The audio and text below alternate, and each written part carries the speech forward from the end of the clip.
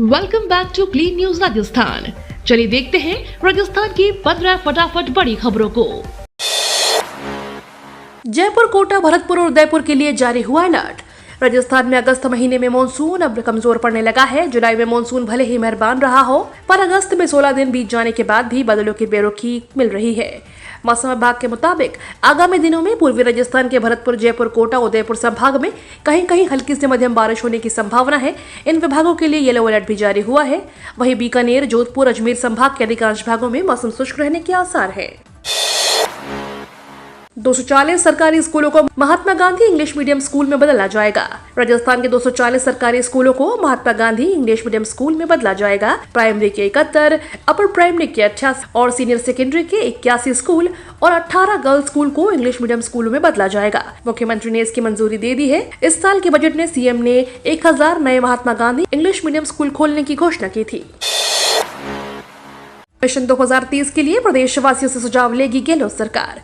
CM Ashok Gehlot ने mission 2030 के तहत 1 करोड़ प्रदेशवासियों से सुझाव लेने का फैसला किया है। राजस्थान की अर्थव्यवस्था को लेकर प्रदेशवासी अपने सुझाव देंगे। अशोक गहलोत ने कहा कि राज्य सरकार ने कुशल वित्तीय प्रबंधन कर जन कल्याण की योजनाओं से हर व्यक्ति को लाभ पहुंचाया है। अब राजस्थान को देश के अग्रणी राज्यों में लाने के लिए राज्य सरकार ने मिशन 2030 का लक्ष्य निर्धारित किया है। 50,000 वॉलंटियर की भर्ती करेगी गहलोत सरकार।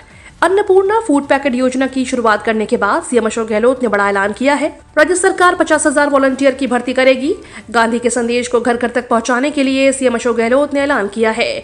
उन्होंने कहा है कि राजस्थान ऐसा देश का मात्र राज्य है जहां पर शांति और अहिंसा का अलग से विभाग है। गांधी के संदेश को हर घर तक पहुंचाने के लिए हम 50,000 वॉलंटियर भर्ती करने जा रहे हैं। हाँ, मेरे पिता ने बम गिराए थे, लेकिन पाकिस्तान पर, सचिन पायलट का जवाब। बीजेपी नेता अमित मालवीय के दावे पर सचिन पायलट ने कहा, बतौर एयरफोर्स पायलट मेरे पिता ने 1971 में पूर्वी पाक में बमबारी की थी। राजेश पायलट अक्टूबर 66 में भारतीय वायुसेना में कमीशन हुए, तो वह 5 मार्च को मिजोरम में बम कैसे गिरा सकते हैं। मालवीय का दावा था कि राजेश पायलट और सुलेश कलमाड़ी 5 मार्च 1966 को आइजोल पर बम गिराने वाले विमान उड़ा रहे थे। इसके बाद से एक्स पर अमित मालवीय माफी मांग ट्रेंड चल रहा है। राजस्थान बीजेपी ने जारी की प्रदेश प्रवक्ता और मीडिया पैनलिस्टों की लिस्ट। राजस्थान बीजेपी ने प्रदेश प्रवक्ताओं और मीडिया पैनलिस्टों की सूची जारी कर दी है। बीजेपी प्रदेश प्रवक्ता की लिस्ट में कुल 12 नाम और मीडिया पैनलिस्टों में 9 लोगों को नाम शामिल किया गया है। लिस्ट में जाति समीकरण को भी साधा गया है। इसमें ब्राह्मण, गुर्जर, क्षत्रिय, मीणा और जाट शामिल हैं। इस लिस्ट में युवाओं को मौका दिया गया है। बीजेपी के पूर्व प्रदेश मंत्री लक्ष्मीकांत भारद्वाज को प्रदेश प्रवक्ता बनाया गया है। राजस्थान रोडवेज के राजस्व में बढ़ोतरी। राजस्थान रोडवेज का नियमित कलेक्शन 5 करोड़ रुपए तक पहुंच गया है। दरअसल रोडवेज को चालक और परिचालक के मिलीभगत से राजस्व का बहुत नुकसान होता था। कई रूट्स पर यात्री से पैसे लेकर उसे टिकट नहीं दिया जाता था। पैसा सीधा चालक और परिचालक आपस में बांट लेते थे। लेकिन राजस्थान सरकार ने रोडवेज के हर एक रूट पर विजिलेंस की निगरानी बढ़ा दी है, जिसके बाद से भ्रष्टाचार पर लगाम है।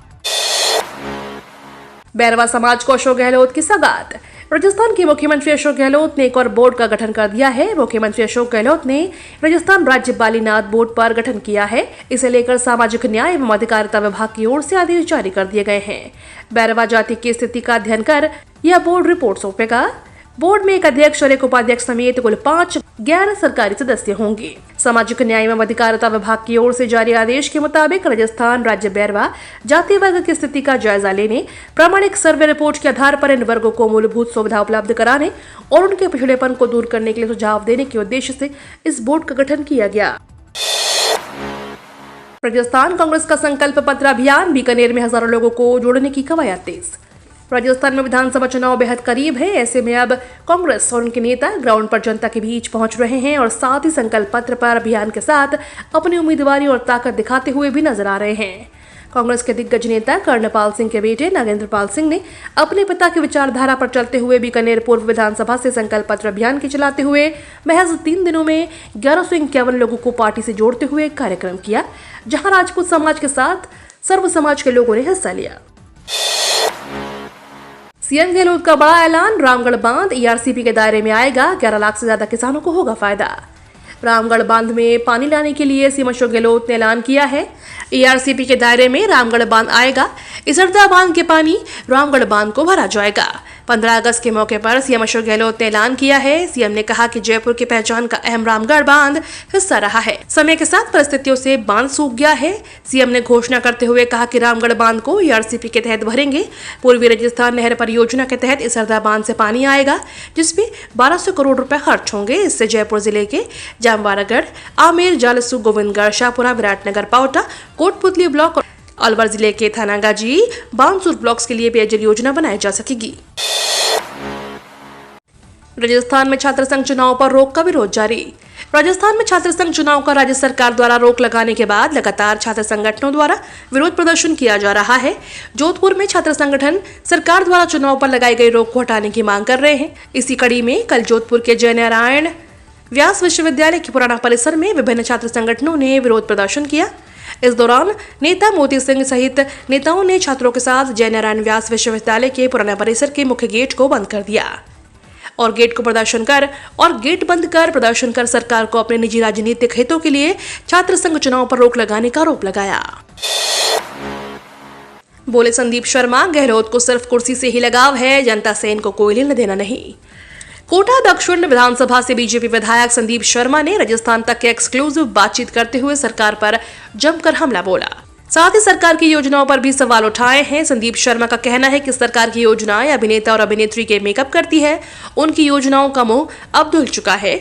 उनकी योजनाओं की हकीकत सामने आ चुकी है। हम आपको बता दें, कोटा दक्षिण विधानसभा सीट बीजेपी का गढ़ बनी रही है।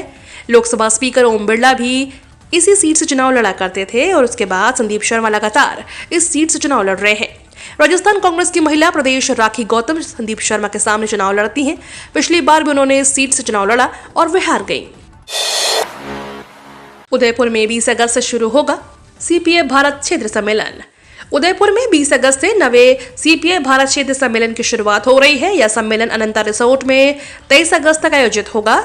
इस सम्मेलन में उदयपुर के पर्यटन स्थलों, कला संस्कृति और हैंडीक्राफ्ट सहित कई चीजों की ब्रांडिंग की जाएगी। इसमें सभी राज्यों की विधानसभाओं के अध्यक्ष, उपाध्यक्ष, सचिव और अन्य अधिकारी शिरकत करेंगे। आयोजन को लेकर जिला प्रशासन ने तैयारियां शुरू कर दी हैं।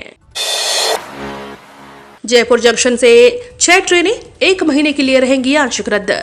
यदि आप जयपुर जंक्शन से रेल यात्रा करने की सोच रहे हैं तो पहले ट्रेनों की स्थिति जान लें। आने वाले कुछ दिनों में जयपुर रेलवे स्टेशन से चलने वाली 6 रेलें आंशिक तौर पर 1 महीने के लिए रद्द होने जा रही हैं। दरअसल जयपुर जंक्शन के यार्ड नंबर 1 पर वॉशेबल एप्रन का दोबारा कार्य किया जा रहा है, जिससे निर्माण कार्य के चलते गाड़ियों को रद्द किया जा रहा है। 6 रेलों को 28 दिनों के लिए आंशिक तौर पर रद्द करने की योजना है। जयपुर स्टेशन से देश के अलग इलाकों में रेल यात्रा करने वाले यात्रियों पर इसका सीधा असर पड़ेगा। कांग्रेस के योद्धा राजस्थान में आज से संभालेंगे मोर्चा। लोकसभा चुनाव में इंडिया बनाम एनडीए में कौन किस पर भारी पड़ेगा, ये सवाल तो भविष्य के गर्भ में है, लेकिन चुनावी तैयारियों में बीजेपी पर बढ़त बनाने के मकसद से कांग्रेस चुनाव मैदान में कूद पड़ी है। वह 2024 के घमासान के लिए कांग्रेस के योद्धा मोर्चा संभालने के लिए तैयार है। कांग्रेस की ओर से हाल ही में हर लोकसभा क्षेत्रों के लिए नियुक्त किए गए पर्यवेक्षक आज गुरुवार से वहां जाएंगे और पार्टी की जीत की राह तलाशेंगे। ये तो थी राजस्थान की बड़ी खबरें। रोजाना सबसे पहले अपडेट पाने के लिए क्लीन न्यूज राजस्थान को अभी सब्सक्राइब करें।